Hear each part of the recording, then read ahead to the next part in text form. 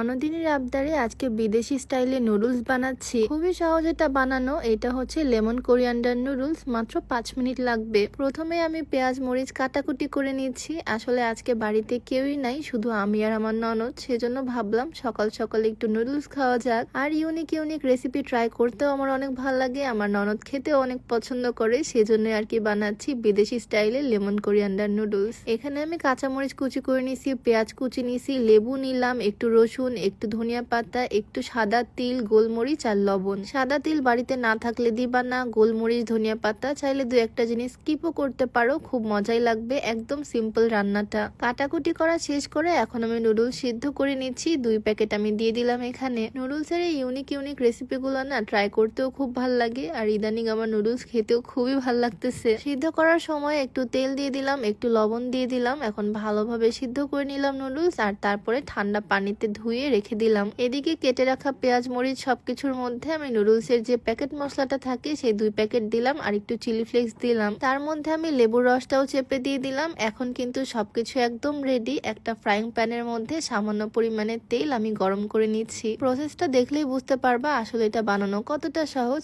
এখন গরম গরম তেল এই সব কিছুর উপরে ঢেলে ভালোভাবে মিক্স করে নিব। গরম ফুটন্ত তেল ঢেলে দেওয়ার পর এটা ফ্লেভারটাও ইনক্রিজ হবে, খেতেও অনেক মজা লাগবে। এখন এই সবকিছুর মধ্যে জাস্ট নুডলসটা মিক্স করে দিব, এর বেশি কিছুই করতে হবে না। এখন আমরা টেস্ট করব, তার আগে আমি আমার ড্রয়িং রুমটা একটু গুছিয়ে নেই। আজকে যেহেতু বাড়িতে কেউই নাই, তাই সব কাজ আমাদের দুজনকেই করতে হচ্ছে। আগে তো সোফা কভার আমি একা লাগাতে পারতাম না, আমার হাজবেন্ডের হেল্প লাগতো, বাট এখন লাগাতে লাগাতে একদম অভ্যস্ত হয়ে গেছি, নিজে নিজেই পারি। আমাদের সোফাটা যেহেতু অনেক পুরাতন, তাই সব সময় আমি কভার লাগিয়ে রাখি। একদম অরিজিনাল তুর্কি সোফা কভার এইটা, আর এটা কিন্তু বারবার ওয়াশ করে লাগানো যায়। এটাতে 3 বছরের কালার গ্যারান্টি আছে। একদম অরিজিনাল তুর্কি সোফা কভার। অরিজিনাল তুর্কি sofa cover by RSHD page থেকে তোমরা পেয়ে যাবা। নাম্বারটাও স্ক্রিনে দিয়ে দেওয়া থাকবে, পেজটাও ক্যাপশনে মেনশন করে দেওয়া থাকবে। আমাদের সোফা তো সেই পুরাতন যুগের স্টাইলে করা। তোমরা চাইলে যে কোনো শেপের যে কোনো ধরনের সোফার জন্য যে কোনো কালার অর্ডার করে দিতে পারো। ফার্নিচারটাও ভালো থাকে আর দেখতে অনেক সুন্দর লাগে, সবকিছু একদম নতুন নতুন মনে হয়। যাই হোক, ড্রয়িং রুমটা সুন্দরভাবে সাজানো গোছানো কমপ্লিট। এখন আমি আমার রেসিপিতে ব্যাক করি। গরম তেল দিয়ে যে মশলাটা আমি মিক্স করে রাখছিলাম তার মধ্যে আমি সিদ্ধ করা নুডলস গুলো দিয়ে জাস্ট ভালোভাবে মিক্স করে নিচ্ছি। রেসিপিটা কিন্তু একদম ইজি, এইভাবে কমপ্লিট হয়ে গেল। আর এখন গরম গরম সার্ভ করলাম আমার ননদের কাছে।